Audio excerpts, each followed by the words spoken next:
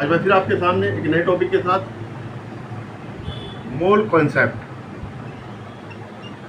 आपने molecular mass पढ़ा है ना।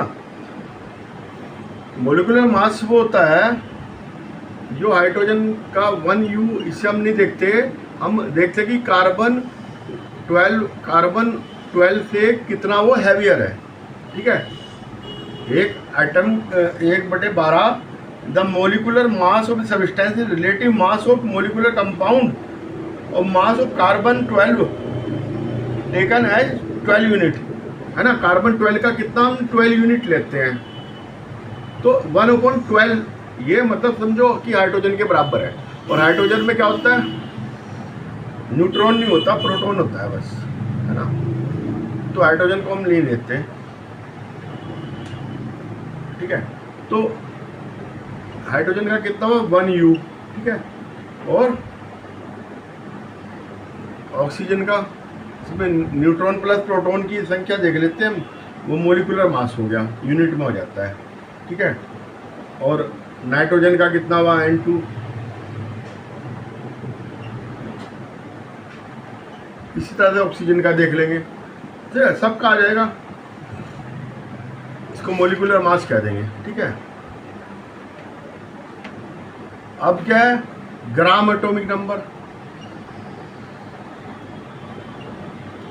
ये थोड़ी बातें आपको समझनी जरूरी है, ये मैं रिवीजन करा रहा हूँ दोबारा, क्योंकि आगे आपको केमिस्ट्री में ये बहुत जरूरी है समझना। Amount of substance mass is gram in numerically equal to the atomic mass. ठीक है, न्यूमेरिकली इक्वल होगा, जैसे ऑक्सीजन 60 यूनिट आपने अभी पढ़ा है, मैंने बताया था। तो ग्राम atomic mass of oxygen is 16 grams.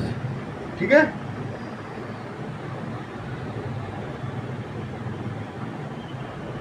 Atomic mass of oxygen. ठीक है, तो मोलिकुलर मास ऑफ एलिमेंट है ना, 1 मोल किसे कहेंगे हम, 1 मोल इसे कहेंगे कि हमने जैसे बैंक में करेंसी होती है, वो गिनते नहीं, वो वेट कर लेते हैं कि इतने वेट में इतनी करेंसी आएगी। तो उस तरह से हमने एक मोल माना, एक मोल जिसमें 6.022 इंटू 10 की पावर 23 इतने एक एटम में, इतने एटम होंगे एक एलिमेंट में कि एक एटम में,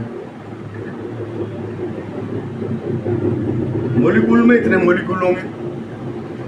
ठीक है, हमने ग्राम में उसे समझा और देख लिया कि कितना होगा। ठीक है, तो molecular mass of element of 1 मोल इस atom, the molecular mass of element has the इतने एटम। ठीक है, 1 मोल किसी भी एलिमेंट का 1 मोल इतने एटम अगर हैं, 1 मोल एटम, ठीक है, तो उसमें इतने वो होने चाहिए। ठीक है, ग्राम मोलिकुलर मास, मैंने आपको बताया amount of substance which mass is gram in numerically equal to the molecular mass. ठीक है, मोलिक्यूल का जो मास होगा उसके बराबर होगा, जैसे O2 32 यूनिट है ना। मोलिक्यूल में, अब ये मोलिक्यूल एटम में क्या फर्क है, एटम ऑक्सीजन है और ये मोलिक्यूल है ना, चाहे तो सेम हो, ऑक्सीजन ऑक्सीजन, ठीक है, O2 बना, मोलिक्यूल बन गया, और चाहे ये H2O अलग अलग हो तब भी ये मोलिक्यूल बन गया। ठीक है, एटम मोलिक्यूल बन जाता है, चाहे अपने साथ ही कंबाइन कर जाए चाहे दूसरे के साथ कर जाए, तो उसका वेट को फिर ग्राम मोलिकुलर मास कहते हैं। ठीक है, उसमें भी जो है ग्राम मोलिकुलर मास में जो ये इतने ही होंगे। ठीक है, molar mass of a substance 1 mole of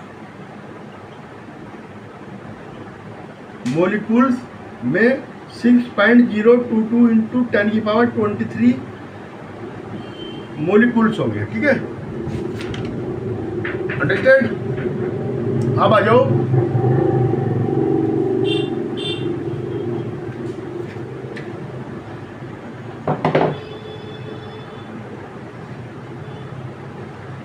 atomic mass in gram. Atomic मास इन ग्राम किसी भी एलिमेंट का, कोई भी एलिमेंट हो, कंटेन 6.022 इंटू 10⁻23 एटम्स। ठीक है, मान लो कार्बन 12 है तो इसमें 12 यूनिट हुआ 12 ग्राम। ठीक है, इस एलिमेंट में 12 ग्राम में इतने ही मोलिकुल्स होंगे। ठीक है, अब सब जो H2O है, वाटर का क्या 18 ग्राम्स, इसमें भी 6.022 इंटू 10⁻23 मोलिकुल्स होंगे। ठीक है, एटम में इतने एटम होंगे, मोलिकुल्स में इतने मोलिकुल्स होंगे। ये एक परमानेंट फिक्स नंबर दे दिया हमने कि इतने मोलिकुल्स का मास 1 मोल के बराबर होगा और 1 मोल ये इतने ग्राम के बराबर होगा। ठीक है, अभी भी नहीं समझ में आया या आ गया? मतलब कि क्या है, एक ग्रुप ऑफ 6.022 इंटू 10⁻23 पार्टिकल्स, ये एटम भी हो सकते हैं, मोलिकुल्स भी हो सकते हैं और आपका आयंस भी हो सकते हैं। इनको क्या कहेंगे हम? 1 मोल। और 1 मोल ऑफ सब्सटेंस, वो जो सब्सटेंस है उसका 1 मोल। एक ग्रुप ऑफ इतने पार्टिकल्स को हमने एटम, मोलिकुल, आयन, कुछ भी हो, ठीक है, सबको, तो 1 mole of substance equal to 6.022 into 10⁻23 atom. 1 mole of atom, 1 mole of molecule, 6.022 into 10⁻23 molecules. ठीक है, अब ये ऑक्सीजन है, ऑक्सीजन का एटम वो है एटम, और ये molecule O2।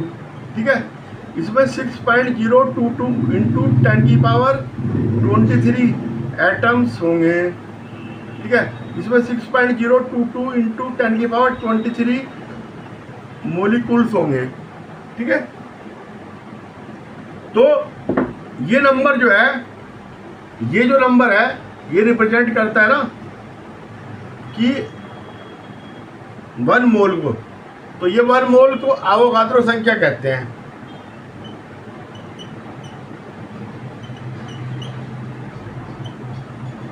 Number, Avogadro number है ये। ठीक है, एवोगाद्रो साइंटिस्ट था, उसने दिया था। अंडरस्टैंड?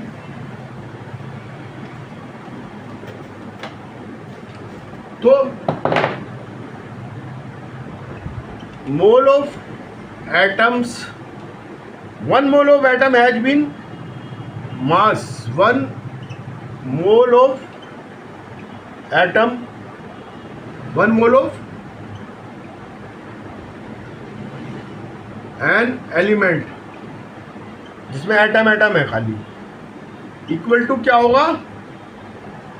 ग्राम एटॉमिक नंबर। ठीक है, अब ये मान लो ऑक्सीजन है 16 U है, तो इक्वल टू 16 ग्राम। ठीक है, तो symbol of element represent the 1 मोल। कोई भी सिंबल होगा, ये सिंबल है OH, ये सब 1 मोल को ये रिप्रेजेंट कर रहे हैं 1 मोल। ठीक है, अब मोल ऑफ मोलिक्यूल्स है ना, 1 mole of molecules is equal to the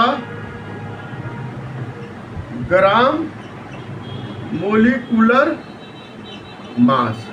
ये एटॉमिक मास था, ये मोलिकुलर मास है, फर्क कुछ नहीं है इसमें ये जैसे ऑक्सीजन O2 है, ये एलिमेंट में 1 थी, ये O2 है, मोलिकुल बन गया है, ये मोलिकुल्स है। ठीक है, अपनी जैसे सेम आइटम या अलग अलग आइटम, ये एटम मिलके क्या बनाते हैं, मोलिकुल बनाते हैं। 2 एटम है इसमें, एक से ज़्यादा एटम होंगे तो मोलिकुल होगा, 100% मोलिकुल होगा। ठीक है, 32 ग्राम्स। ठीक है, अंडरस्टैंड।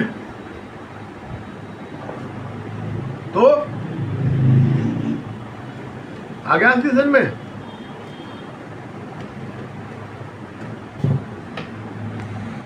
मोल ऑफ हाइड्रोजन 1 ग्राम। ठीक है, और ये इतना होगा, या 1 U या 1 ग्राम, इसको 1 यूनिट है ना, एटॉमिक मास या एटॉमिक रेट। ये इतने एटम हो गए उसके अंदर। ठीक है, 1 मोल ऑफ हाइड्रोजन है ना, हाइड्रोजन मोलिकुल्स हैं ये ध्यान रखना, ये एटम था तो इसमें इतने मोलिकुल्स होंगे। ठीक है, बस ये ध्यान रखना है। प्रॉब्लम अगर आएंगी तो आपने देखना है 1 mole of atom is equal to gram atomic mass. 1 mole of atom is equal to 6.022 into 10 की पावर 23 ग्राम्स, और grams atomic mass is equal to 6.022 into 10 की पावर 23 एटम्स। ये प्रॉब्लम में आएंगे तो आपने ये ध्यान देना है। और अगर पूछेगा number of mole of atom, molecules और आयंस, है ना, तीनों में से कुछ भी हो सकता है। एटम भी हो सकता है, मोलिक्यूल्स भी हो सकता है, और आयंस भी हो सकता है, कुछ भी हो सकता है। नंबर पूछे इतने, इनके मोल का नंबर क्या होगा, तो मास ऑफ एलिमेंट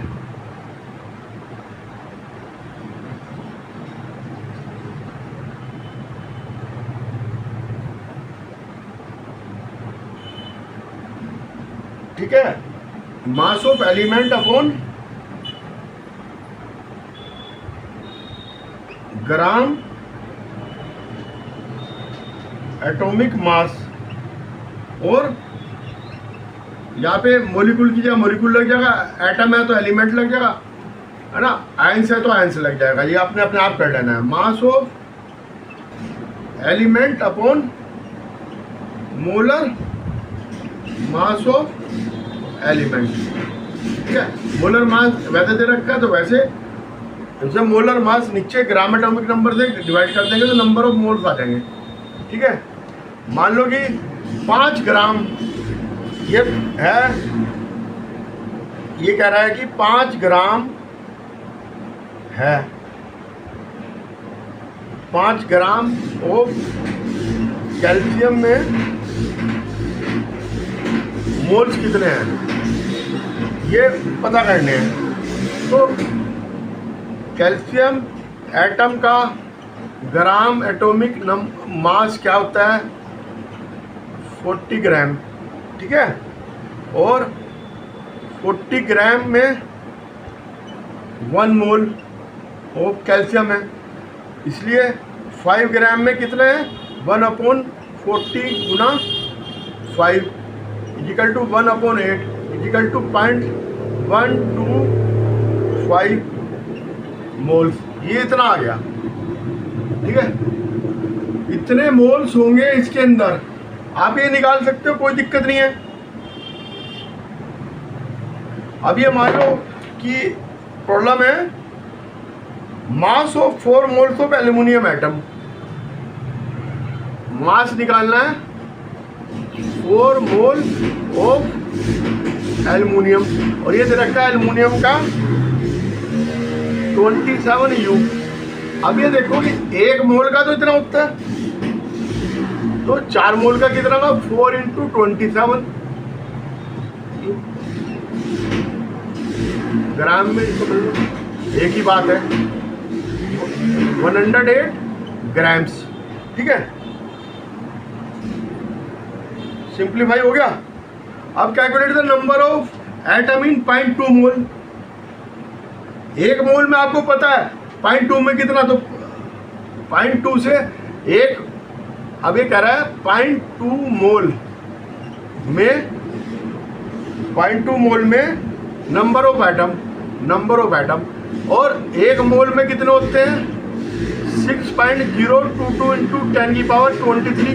तो 0.2 में कितने होंगे, तो 0.2 गुना 6.022 × 10⁻23, ये हो गया 12.044 × 10⁻22 एटम्स। ठीक है, ये ऐसे हो जाएगा, सारे क्वेश्चन सोल्व हो जाएंगे, इसमें कुछ नहीं है। बस थोड़ा सा ये ध्यान रखना है कि क्वेश्चन आयंस में, मोलिक्यूल में क्या पूछ रहा है वो, है ना।